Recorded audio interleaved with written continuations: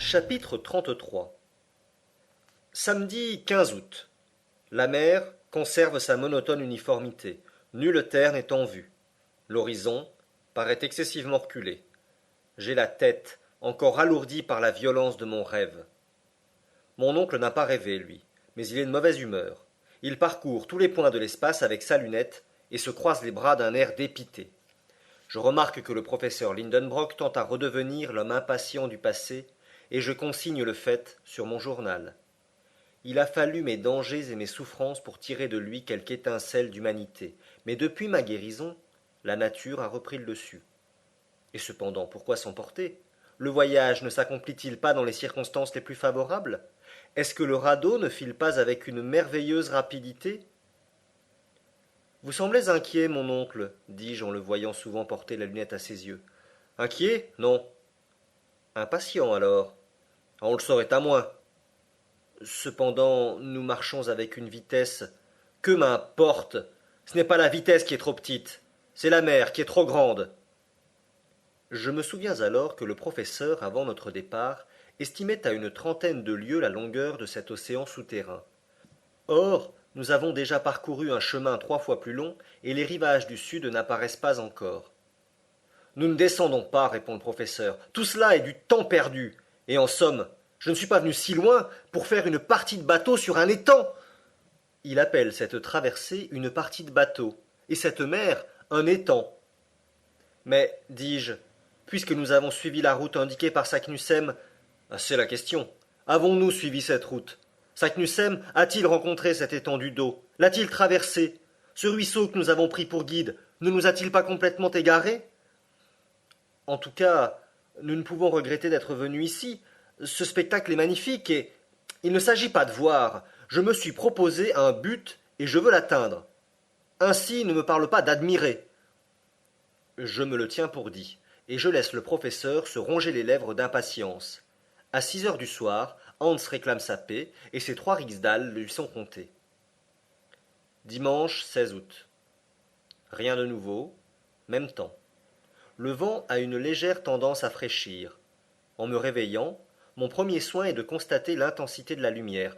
Je crains toujours que le phénomène électrique ne vienne à s'obscurcir, puis à s'éteindre. Il n'en est rien. L'ombre du radeau est nettement dessinée à la surface des flots. Vraiment, cette mer est infinie. Elle doit avoir la largeur de la Méditerranée ou même de l'Atlantique, pourquoi pas? Mon oncle sonde à plusieurs reprises. Il attache un des plus lourds pics à l'extrémité d'une corde qu'il laisse filer de 200 brasses. Pas de fond. Nous avons beaucoup de peine à ramener notre sonde. Quand le pic est remonté à bord, Hans me fait remarquer à sa surface des empreintes fortement accusées. On dirait que ce morceau de fer a été vigoureusement serré entre 2 corps durs. Je regarde le chasseur. Tendel, dit-il. Je ne comprends pas. Je me tourne vers mon oncle qui est entièrement absorbé dans ses réflexions. Je ne me soucie pas de le déranger. Je reviens vers l'Islandais. Celui-ci, ouvrant et refermant plusieurs fois la bouche, me fait comprendre sa pensée. Des dents? Dis-je avec stupéfaction en considérant plus attentivement la barre de fer. Oui, ce sont bien des dents dont l'empreinte s'est incrustée dans le métal. Les mâchoires qu'elles garnissent doivent posséder une force prodigieuse. Est-ce un monstre des espèces perdues qui s'agite sous la couche profonde des eaux, plus vorace que le squale, plus redoutable que la baleine? Je ne puis détacher mes regards de cette barre à demi rongée. Mon rêve de la nuit dernière va-t-il devenir une réalité? Ces pensées m'agitent pendant tout le jour, et mon imagination se calme à peine dans un sommeil de quelques heures. Lundi 17 août. Je cherche à me rappeler les instincts particuliers à ces animaux antédiluviens de l'époque secondaire, qui, succédant aux mollusques, aux crustacés et aux poissons, précédèrent l'apparition des mammifères sur le globe. Le monde appartenait alors aux reptiles. Ces monstres régnaient en maîtres dans les mers jurassiques. La nature leur avait accordé la plus complète organisation. Quelle gigantesque structure, quelle force prodigieuse! Les sauriens actuels, alligators ou crocodiles, les plus gros et les plus redoutables, ne sont que des réductions affaiblies de leurs pères des premiers âges. Je frissonne à l'évocation que je fais de ces monstres. Nul œil humain ne les a vus vivants. Ils apparurent sur la terre 1000 siècles avant l'homme, mais leurs ossements fossiles, retrouvés dans ce calcaire argileux que les Anglais nomment le lias, ont permis de les reconstruire anatomiquement et de connaître leur colossale conformation. J'ai vu, au muséum de Hambourg, le squelette de l'un de ces sauriens qui mesurait 30 pieds de longueur. Suis-je donc destiné, moi, habitant de la Terre, à me trouver face à face avec ces représentants d'une famille antédiluvienne? Non, c'est impossible. Cependant la marque des dents puissantes est gravée sur la barre de fer, et à leur empreinte, je reconnais qu'elles sont coniques, comme celles du crocodile. Mes yeux se fixent avec effroi sur la mer. Je crains de voir s'élancer l'un de ces habitants des cavernes sous-marines. Je suppose que le professeur Lindenbrock partage mes idées, sinon mes craintes, car après avoir examiné le pic, il parcourt l'océan du regard. Au diable, dis-je en moi-même, cette idée qu'il a eue de sonder, il a troublé quelque animal dans sa retraite, et, si nous ne sommes pas attaqués en route, je jette un coup d'œil sur les armes, et je m'assure qu'elles sont en bon état. Mon oncle me voit faire et m'approuve du geste. Déjà de larges agitations produites à la surface des flots indiquent le trouble des couches reculées. Le danger est proche. Il faut veiller. Mardi 18 août. Le soir arrive, ou plutôt le moment où le sommeil alourdit nos paupières, car la nuit manque à cet océan et l'implacable lumière fatigue obstinément nos yeux, comme si nous naviguions sous le soleil des mers arctiques.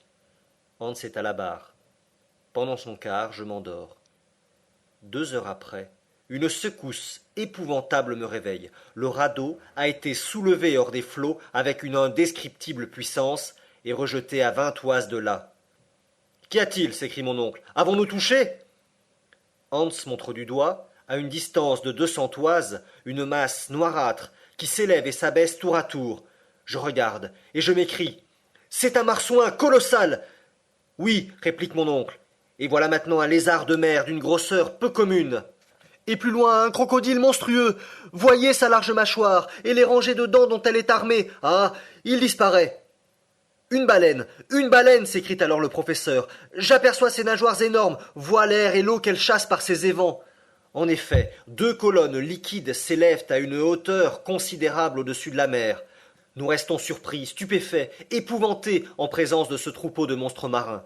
Ils ont des dimensions surnaturelles, et le moindre d'entre eux briserait le radeau d'un coup de dent.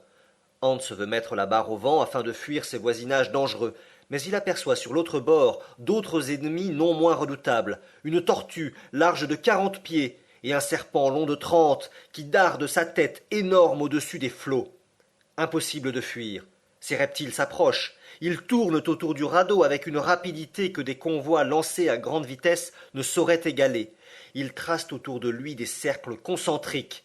J'ai pris ma carabine. Mais quel effet peut produire une balle sur les écailles dont le corps de ces animaux est recouvert? Nous sommes muets d'effroi. Les voici qui s'approchent. D'un côté le crocodile, de l'autre le serpent. Le reste du troupeau marin a disparu. Je vais faire feu. Hans m'arrête d'un signe. Les 2 monstres passent à 50 toises du radeau, se précipitent l'un sur l'autre, et leur fureur les empêche de nous apercevoir. Le combat s'engage à 100 toises du radeau. Nous voyons distinctement les 2 monstres aux prises. Mais il me semble que maintenant les autres animaux viennent prendre part à la lutte. Le marsouin, la baleine, le lézard, la tortue. À chaque instant je les entrevois. Je les montre à l'Islandais. Celui-ci remue la tête négativement. Tfa, dit-il. Quoi, 2? Il prétend que 2 animaux seulement? Il a raison, s'écrie mon oncle, dont la lunette n'a pas quitté les yeux. Par exemple, oui, le premier de ces monstres a le museau d'un marsouin, la tête d'un lézard, les dents d'un crocodile, et voilà ce qui nous a trompés. C'est le plus redoutable des reptiles antédiluviens, l'Ichthyosaurus. Et l'autre, c'est un serpent caché dans la carapace d'une tortue, le terrible ennemi du premier, le Plesiosaurus. Hans a dit vrai. 2 monstres seulement troublent ainsi la surface de la mer, et j'ai devant les yeux 2 reptiles des océans primitifs. J'aperçois l'œil sanglant de l'Ichthyosaurus, gros comme la tête d'un homme. La nature l'a doué d'un appareil optique d'une extrême puissance et capable de résister à la pression des couches d'eau dans les profondeurs qu'il habite. On l'a justement nommé la baleine des sauriens, car il en a la rapidité et la taille. Celui-ci ne mesure pas moins de 100 pieds, et je peux juger de sa grandeur quand il dresse au-dessus des flots les nageoires verticales de sa queue. Sa mâchoire est énorme, et d'après les naturalistes, elle ne compte pas moins de 182 dents.